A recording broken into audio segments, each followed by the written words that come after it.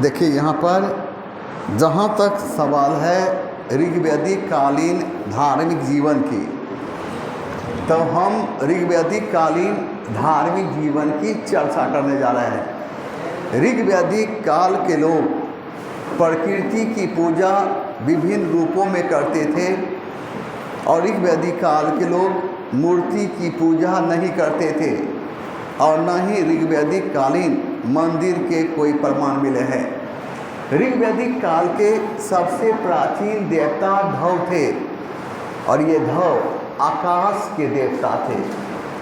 ऋग्वैदिक काल के सबसे महत्वपूर्ण एवं शक्तिशाली देवता इंद्र थे और इंद्र का उल्लेख 250 सूक्तों में हुआ है और इंद्र की उपाधि पुरंदर थी। पुरंदर का अर्थ होता है किला को तोड़ने वाला या जीतने वाला। इंद्र युद्ध एवं वर्षा के देवता थे। जब कोई योद्धा युद्ध भूमि जाता था अपनी जीत के लिए इंद्र की प्रार्थना करता था। अगर वर्षा नहीं होती थी तो इंद्र की पूजा की जाती थी और इंद्र की पूजा होते ही झम झम झम झम बारिश होने लगता था। जहाँ तक ऋग्वैदिक काल के दूसरे महत्वपूर्ण देवता की बात है तो दूसरे महत्वपूर्ण देवता अग्नि थे। अग्नि का उल्लेख 200 सूक्तों में हुआ है। अग्नि मानव एवं ईश्वर के बीच मध्यस्थता की निभाता था। तो अग्नि मानव एवं ईश्वर के बीच मध्यस्थता की भूमिका इसलिए निभाता कहा जाता है जब कोई पूजा होता है यज्ञ होता है तो पंडित जी प्रसाद का पहला भाग अग्नि में डालते हैं और कहते हैं ओम नवेदाय नमः। ऐसा इसलिए कि यह जलेगा तो हमारी पैगाम हमारी बात को ऊपर तक पहुंचाएगा।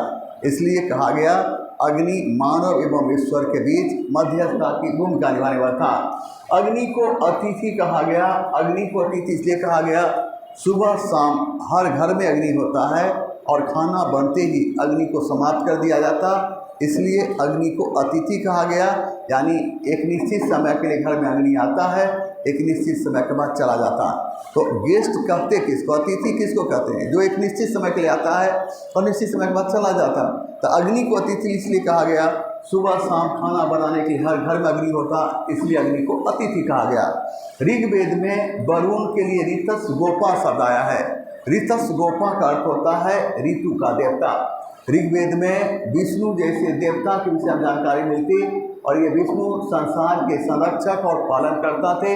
यह 3 कदम में परम संपूर्ण पृथ्वी को नाप लेने वाले देवता थे।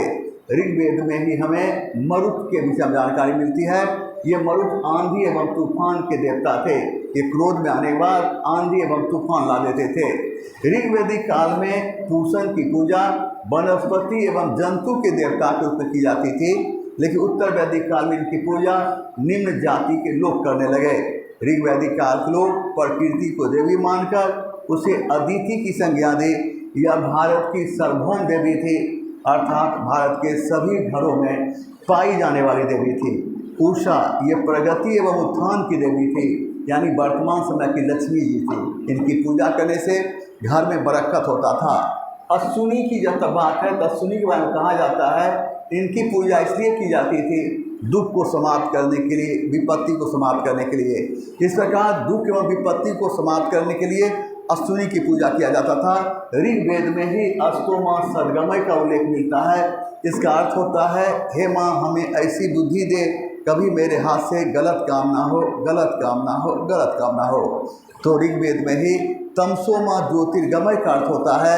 इसका अर्थ होता है हे माँ मेरे अंदर इतना प्रकाश दे कभी मेरे जीवन में अंधेरा ना आए, अंधेरा ना आए, अंधेरा ना आए।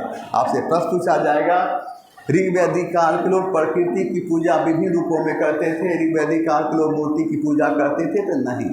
ऋग्वैदिक काल में मंदिर प्रमाण मिला है? नहीं। पूछेगा ऋग्वैदिक काल के सबसे प्राचीन देवता कौन थे? तो धव। धव क्या चीज देवता थे? आकाश के।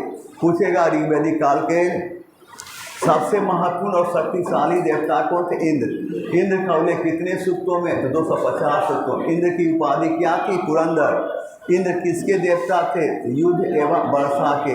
आज पूछेगा ऋग्वैदिक काल के दूसरे महत्वपूर्ण देवता कौन थे? अग्नि। अग्नि का उल्लेख कितने सूक्तों में? 200 सूक्तों में। अग्नि क्या करता था? तो मानव एवं ईश्वर के बीच मध्यस्थता की भूमिका निभाता था। अग्नि को क्या कहा गया? अतिथि कहा गया। पूछेगा ऋग्वेद में वरुण के लिए कौन सा शब्द आया है? तो ऋतस गोपा। इसका अर्थ क्या होता है? तो ऋतु का देवता। पूछेगा विष्णु कौन है, संसार के संरक्षक एवं पालन करता, कितने कदम में पृथ्वी नापते थे, 3 कदम में। पूछेगा मरुत क्या चीज़ के देवता थे, आंधी एवं तूफान। पूषण की पूजा ऋग्वैदिक काल में तो वनस्पति एवं जंतु देवता के रूप में। उत्तर वैदिक काल में इनकी पूजा निम्न जाति के लोग करते थे।